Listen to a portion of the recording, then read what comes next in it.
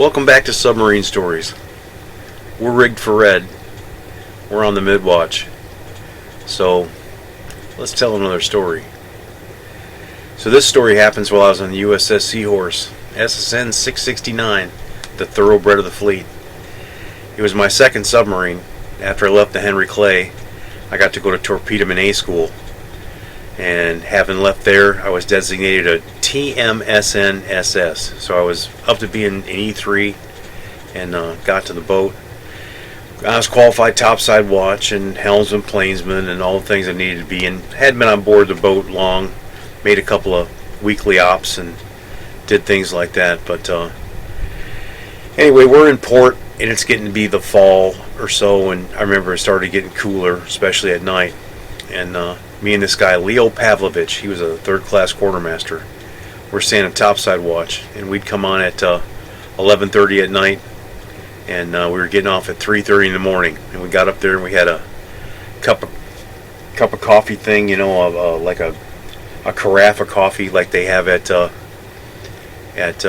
Waffle House up there with us, and we're drinking coffee. And every now and then you'd call on below decks and get more coffee so you could stay awake while you're up there. But we're up there for 4 hours, and across the basin from us, and this is very germane to the story, there's an old destroyer about to get decommissioned. And this thing was just a rust bucket. It was sitting there, and it looked like it was going to sink right there at the pier. And it was the USS Sherman, and it was DD or DDG932. And now, I don't remember a whole lot about any surface ship, but I remember this one.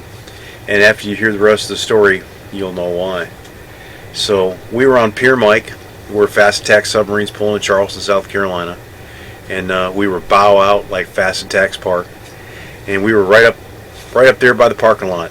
You know, so you get off duty and it's not far to go. You just get in your car and haul ass. And it was a Saturday night, and I was looking forward to having Sunday off. So it got to be about, I don't know, 2:30, 3 o'clock in the morning, and we're up there in our K-Pock life jackets, wearing our silly blue Navy tennis shoes they call deck shoes. And we're up there, and little be known to us, this destroyer has guards on it, and they're Marines. I guess if you got a bunch of Marines and they got nothing to do, why not drop a couple Marines off on the fantail of this ship and let them be the watch to make sure that nobody steals this rust bucket piece of crap, looks like shit destroyer sitting there. That, and I'm serious when I tell you, this thing was so rusty it looked like it was going to sink right there. But so they're on Pier Lima. Is it Pier Lima? Yep, they're on Pier Lima. Now Pier November, no, I guess would actually be Pier Mike. So the other side of Pier Mike, sitting right across the pier from us, was like this yard craft. And it would, it's the kind of thing to pull the drunk lines around, put so if you fall overboard, there's floats on a line, like you'd have that would split a pool in half, you know, kind of looks like that. But, so they would come and they would do that, and they would, you know, help do services around the pier and stuff, pull up the boats and, you know, whatever. But it wasn't very big, but it wasn't really small either. It's not like it was a speedboat. So it's a little smaller than a tugboat, but, you know, really couldn't pull anything but its own self out of the way. But like I said, we're up there, and it's about 3 o'clock in the morning, and it's been dead. There's nothing going on. You're in home port, 3 o'clock in the morning. The cooks don't show up till 4:30, you know. So we've been up there, and it's just me and Leo shooting this shit, just chewing the fat, telling lies to each other. And he was telling me all about these girls that he met down at this club in Charleston. And I'm like, yeah, Leo, sure. And, you know, Leo's kind of one of these guys that had thick Coke bottle looking glasses. And he talked, I think he was from New Hampshire. And he had that kind of accent, you know, from the people in New Hampshire. And he's telling me all about, yeah, these girls, man, they were digging on me. And they were, oh, man, we were dancing. And I was like, yeah, Leo, sure you were. But anyway, so we're there, and the brow comes across, and I'm standing we're just off the brow forward, and Leo's standing right by the brow just after it. And just out of nowhere, clear blue sky, we hear boom, splash, boom. And it's like, what in the hell? And somewhere in the middle of that, there was like a zzz sound going by. And it's like, oh my God. And we're looking, and you look, where the splash was over by this destroyer. And there was an orange K-Pock life jacket floating, and it's got a body in it. There's a dude in the water. So I'm right by the bridge box. I just reach over and say, man overboard, port side, man overboard. So we got all the attention. Everybody's coming. And we're the tenders down the pier, and they heard it too. And about, I don't know, 15, 20 seconds later, this big spotlight comes up off the tender, and it's pointing out, and it's going around, and it's in the basin, and it's looking, and it picks up on this guy. So it's there, and people are scrambling, and there's a small boat that's been tied up next to the tender, and it's got guys going down to it, and the next, I don't know, maybe 3-4 minutes, it's over there, and there's a guy over on the destroyer looking over, and they're wearing K-Pock life jackets. We didn't know they were Marines at the time, but anyway, so the shit just hits the fan, and this little boat ends up going over there and picking this guy up out of the water. He's been face down in the water for about 5 minutes before they get him, so you know things didn't go well for him. It's kind of the end to watch for him, you know. But they pulled him alongside, and the duty officer's topside, the duty chief's topside, half the duty section's up there. There's guys with binoculars looking, and we couldn't do a damn thing, but you know, it's something going on, and they were required to respond, so you know they'll log that as a man overboard event. But there was a real dude in the water, and he was really dead. So gets to be morning, and they tell us, me and Leo, we need to hang around, and the duty officer and the duty chief. So nobody's real happy 7:30 in the morning as we're getting relieved, and you want to go home, and you find out you get to stay because NCIS is coming to investigate. And it's like, well, what the hell are they investigating? It didn't happen on our boat. Whiskey Tango Foxtrot, you know. So, well, come to find out, like I said, there was boom, and I can't remember if it was boom, splash, boom, zip, or if it was boom, splash, boom, zip, zip. Hell, I don't know.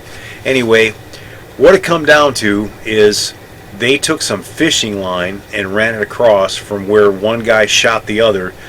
The story was initially that these two ass clowns on the back of this destroyer were playing quick draw, and the one guy pulled the trigger and he didn't have his safety on, and he shot his buddy in the chest.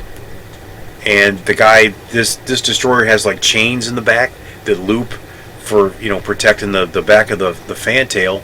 And this guy he was leaned up against the chain. His buddy shot him, and he went right over backwards and fell in the water, and he was dead. Just DEAD dead.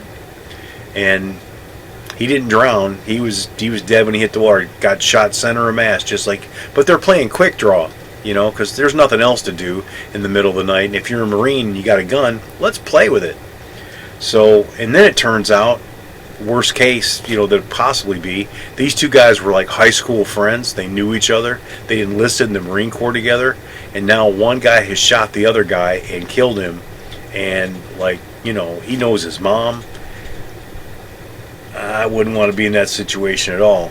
Well, that's the initial story. So anyway, NCIS comes over, and they're interviewing us, me and Leo, and they got the duty officer up there with us, and it's kind of like, well, where were you, Seaman LeBlanc, and where were you, Petty Officer Pavlovich, and and what did you hear, and what time was that exactly? And it's like, dude, there was a man in the water. We called away, man overboard. I didn't look at my watch, but apparently Leo, being a quartermaster, because they log everything that happens, Leo did look at his watch, and it happened at 3:10 on the DDG932 or DD932. I'm not even sure what they call that damn thing anyway. But so, like I said, though, they used this little boat, and they ran fishing line from where the guy was, and it turns out that the little buzz we heard, kind of like a bee, was a bullet passing by us. And they ran the fishing line from where the guy was standing on the deck when he shot, on the quarter deck of the destroyer, to where it hit the wheelhouse of this little boat.